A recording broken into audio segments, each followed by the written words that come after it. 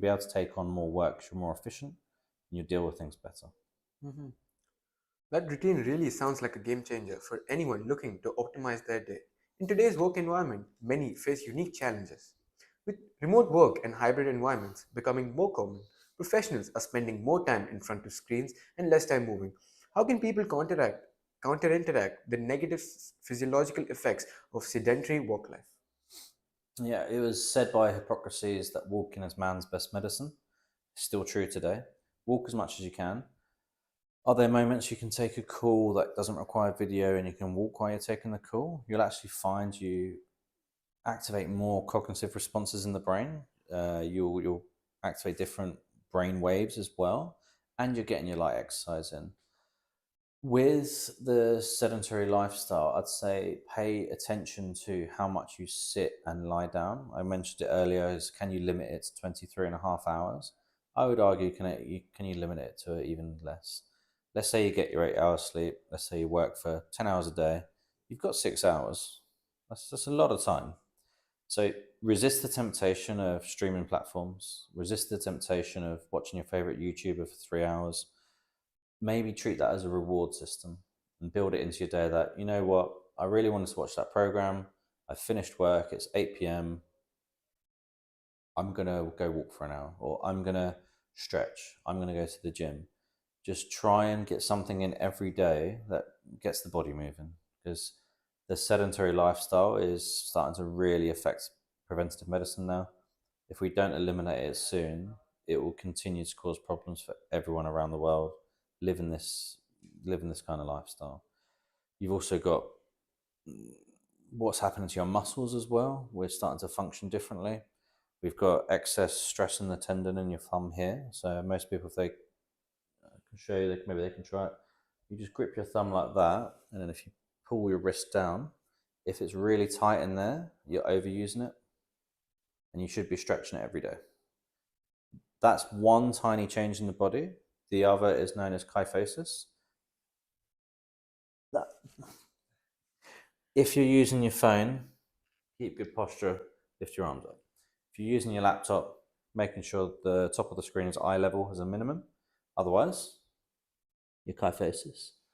That can also lead to upper X and lower X syndromes in terms of musculoskeletal physiology. With those two syndromes, you will have a lot of cardiovascular problems come as well. What it essentially is neck coming forward, but in the lower back, you get weakness in certain areas. You'll get weak glutes and weak abdominals, and you'll get tight hip flexors, tight lower back. So if you feel you're going down the route of sedentary behavior, you want to do the opposite of the two syndromes. So if you've got weak glutes and weak abs, do some ab workouts, do some glute workouts. If you've got a tight lower back, stretch your lower back. If you've got tight hip flexors, stretch your hip flexors. Do that every day, and that will really help you. Hmm. Great tips there. Yeah. Your perspective on the future is both exciting and enlightening. As we think about staying ahead, one final question remains. If you could predict the next big trend in human performance and professional development, what would it be? What should young people start paying attention to now stay ahead? Ooh, the next trend to come. I've seen a lot of trends. I've seen ice baths. It's like the last 5 years. Every influencer that exists is having an ice bath after their sauna. Sauna, there's a lot of great research. Has been forever. There were saunas in Roman times, Greek times. It's existed for hundreds of, well, thousands of years even. The ice bath, it's still a trend being worked out. We saw other trends in exercise, such as Zumba classes, people having a little dance and it's exercise. I think biohacking as a term is good. You can get obsessed with it. So what I'd say is with trends, I could see hyper personalized dietary requirements being the next big trend, in that people have their blood work done, they'll pay a lot of money for it, they'll get a detailed analysis on their DNA, and then they'll be prescribed a diet to match what their DNA says, to the point of you're low on copper, have this and this pill to help with the uptake, go at this time, this time, this time. So I think there's going to be more affordability, because to do all that's quite expensive. But I think that with the popularity of this kind of testing, the, the competition will increase, more companies will come out, and the cost will go down. So your average consumer will start doing this sort of thing. So you'll get hyper personalized diets, hyper personalized supplementation, and you'll see people that take it that seriously, they will feel better. They will sleep better. They will then start exercising more. They will be less sedentary by default. For me, the only thing that will stop that trend is the affordability.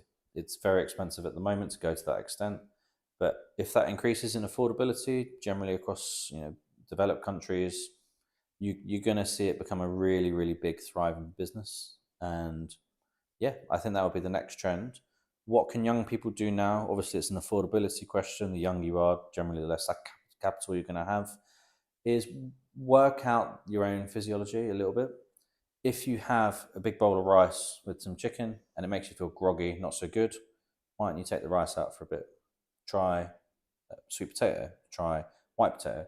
Experiment with your diet as young people while you're young, when you've got all the energy in the world, because that will help you when you're a bit older. You'll know what foods to eat, what foods not to eat. I know people that cannot eat dairy, but they eat dairy. A friend of mine, we went out for dinner the other day. He had the dessert, break out of spots the next day, lethargic, couldn't really move around much. You okay? Oh, no, it's because I had the dairy.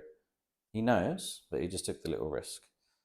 Find that sort of stuff out early: nuts, dairy, eggs, some vegetables. Work out what reacts with you. That's your affordability question now, is you can work it out. When the technology comes, when the analysis comes, then sure, look into it, but find out what works for you diet wise and what doesn't work for you. Mhm. That's truly forward thinking advice, Matthew. It gives our listeners plenty to consider as they plan their future strategies. Matthew, this has been such an insightful conversation.